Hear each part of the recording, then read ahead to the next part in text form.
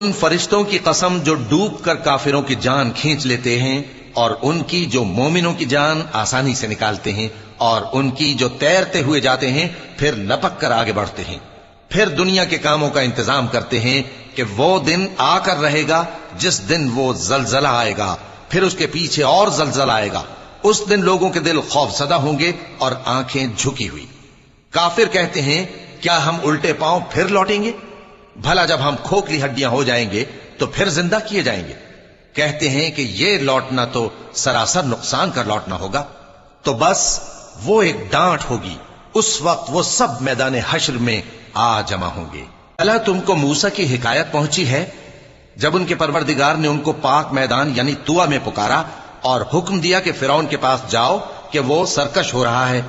پھر اس سے کہو کہ کیا تو چاہتا ہے کہ پاک ہو جائے اور میں تجھے تیرے پروردگار کا رستہ بتاؤں تاکہ تجھ کو